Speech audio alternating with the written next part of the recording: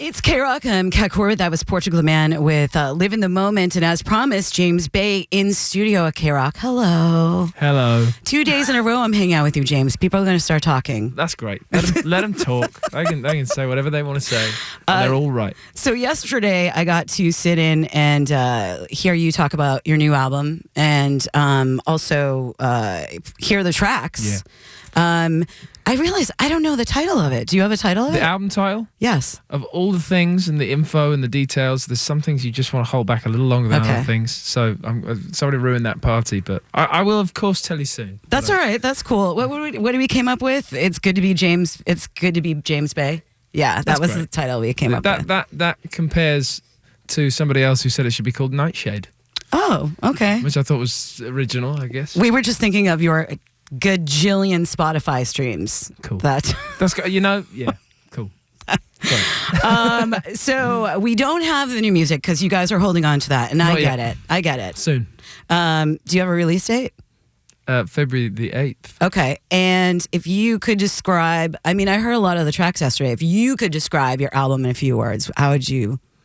I mean, there's different ways to describe it, but it's an evolution from who I was before to who I am now and where I'm going, you know. So sonically, I think it's a new burst of energy in my music, especially on record, because my shows are full of energy. I wanted to get some of that into a record, but like I've and the guitar is always involved for me. It's like an extra limb, you know. It's still throughout all of this music, but there's all these other new toys and, you know, crazy analog synthesizer sounds and this smashing together of organic drums and programmed drums, and a very kind of, one of the strange ways that I'd describe it is a slightly sort of slapdash approach to the recording process. There was no great finessing of parts. It was like, that's great.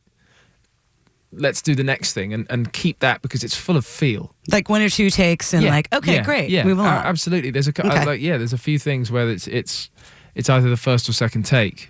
It's probably the second because the first I probably messed up a line. Well, for those of you listening, it's James Bay on KROQ, and his, you've gone from a singer-songwriter kind of, your first album, instantly conjures singer-songwriter acoustic guitar, and then I hear these new songs yesterday and I'm like, whoa, wait a minute, this is like keyboards and layered vocals and choruses and really big, beautiful, fun, upbeat songs. Oh, thank you for saying that. I mean, that's a better way to sum it all up, let's be honest. I think so, but no, absolutely. Like I say about my live show was a huge transition moment for me. I hadn't played many of those songs in the live capacity, but when the album was being made, I'd played a lot of those songs live, but more often solo, more often me and an acoustic guitar, sometimes with a band or an extra bit of instrumentation. But it wasn't until really as the album, as Chaos and the Calm, the first album, was coming out and out, it wasn't until that I got to really tour my band. So that's when things really started to transform. And 2 years down the line from then, just as we were finishing touring, the live show got to this place. It was this raucous, high energy event, and that's so much of who I am as a musician, especially live. And I wanted to capture that in some way. I didn't want to make a live record, so I haven't made a live record. But I wanted to sort of record with a bit more kind of wild abandon and more energy. Like it's way, it's up there. Now you cut your hair, and you're talking about yesterday about kind of changing your persona, which I love because I think that's what every artist does or hopes to do on each new project. Yeah. Do you have a name for him? No, it's still me. I know it is, but do you have like a lit thing? You're like, all right, this is my Aladdin saying, this is my Mephisto. 2.0. This is my 2.0. It's an evolution. Okay. It's chapter 2. Okay. It's nice to feel like. It's more exciting to feel like I'm a new character. I'm a new, a new addition of essentially the same person. Because there's reasons behind that. I have a load of fans. I have all these fans, and they are the reason that I get to do this. They are the reason that there was any success to my first releases, and therefore I have to assume I mean something to them as an artist, as a musician, as a songwriter, as a performer. So I don't want to deny them that, but I do want to at least kind of rejuvenate it and evolve that person that they've grown with and they are growing with. I think that's an important thing to do, and I think it's the most exciting thing to do for me, definitely. For them, importantly so. Well, and you're a few years older now. Right, exactly. You know, Even everybody that. changes. Yeah, I don't expect any of those people that follow my music to be the same person now that they were 5 years ago or 3 years ago. So I completely believe that they understand all of this anyway. All right. Well, let's remind people of the beauty of the old James Bay, which is not lost. It's still here. You know what? So look, would you rather I play Hold Back the River or Let It Go? Which one? No, I can't. How do I choose for my babies? I feel like Hold Back the River because that was the one that like kind of made everything like start in your world. And there's no intro, so let's just do this. Exactly. James Bay in studio at KROQ.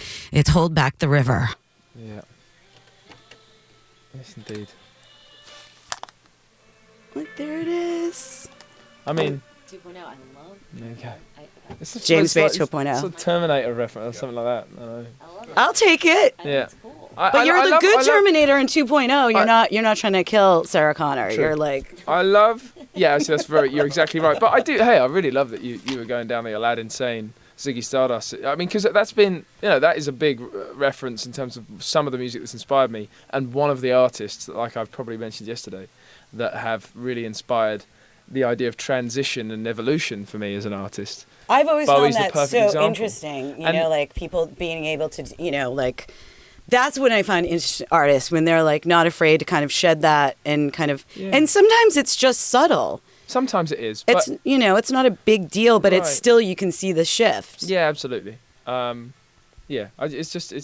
more, like I say, it's more exciting to do it. I got to hear a lot of stuff that you were talking about, like, when you played Pink Lemonade, I was like, even before you said it, I was like, oh yeah, I hear like maybe he was listening to the Strokes. Sweet. And then you were like, I was listening to the Strokes. Sweet, that's cool. That's very cool that you. But it was just a little. It was just a little like there was the drum. It was like the drum thing. Like it was just that weird like, very angular, frenetic sort of college kid. Yes. Yeah, that thing. I did that. I can't remember if I said it when you guys were in the room, but the greatest quote, or one of the greatest quotes that absolutely sort of rocked me and kind of. When you hear great quotes from heroes of yours and icons, you go, well, it's not my quote, no, but I'm going to live through it and pretend like it is. And David Bowie's, one of his later lines was, I don't know what I'll be doing next, he said, but I promise it won't be boring. Right. And I just think you've got to live by that. Yeah. Especially in this game, in doing what I do, I love that you are so... I interview a lot of people and we kind of do all these things, with record labels and whatnot, but I feel like you are really hands-on with your stuff.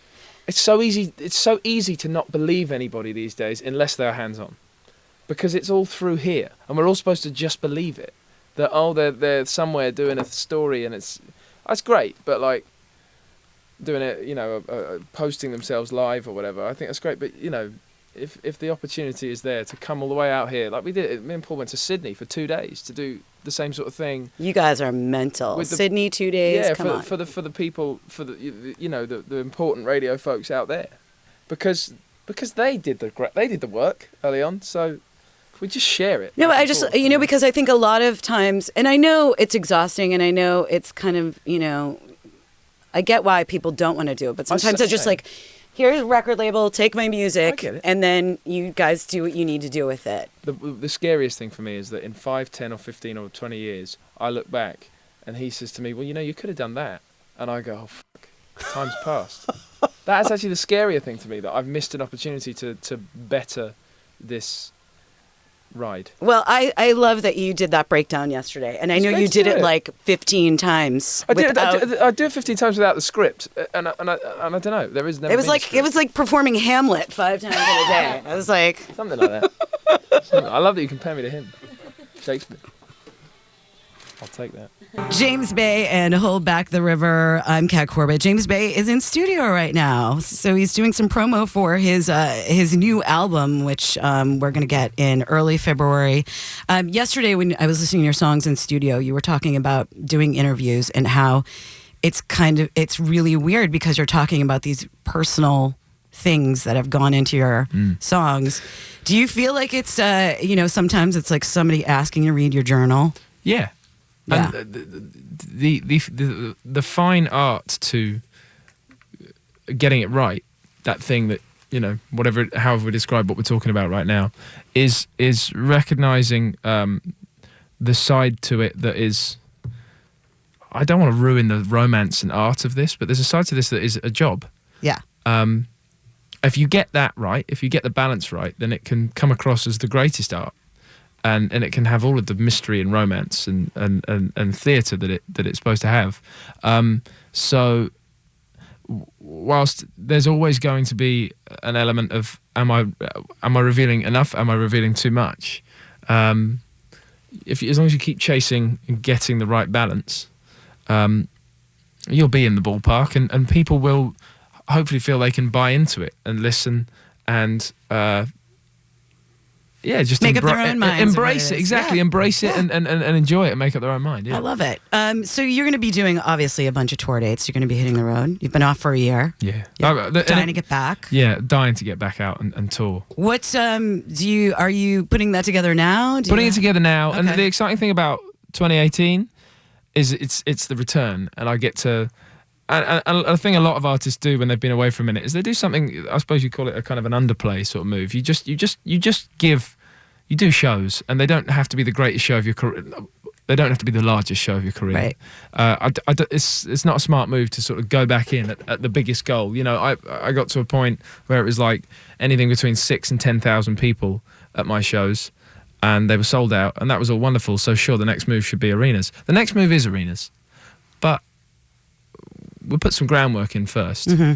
We'll bring everybody back into the fold, bring them in close, and then we'll grow that. That's smart. That following. So this 2018 is exciting because it's just getting back out there again, and it's festivals and it's headline shows and it's all that stuff, and it's all got its own purpose within 2018, but it's all also to build for 2019 and keep touring and keep going and keep going. Well, I'm really looking forward to the folks hearing these tracks, because I just love the bigger sounding song and the instruments, sweet. and it was you on another level, and I was like, wow, you've maintained who you are, but like also took it to a bigger place. Yeah, which is a very important thing to do, and I'll never leave behind the intimacy that I have in my kind of back pocket as a performer. That getting that across is something that I love to do, and I love to share those moments as much as I love to share more seismic moments on stage and at shows. So I just can't wait to sort of get out there and do all this for the fans again. Well, James Bay, thank you for coming to KROQ. Thanks you for being really talkative and into it. I interview a lot of people, and sometimes it's like I'm talking to the dead. And so I would just like to say we love those thank guys, you. but I appreciate you. Thank you, James Bay. No trouble. I'm looking forward to the new incarnation live on stage.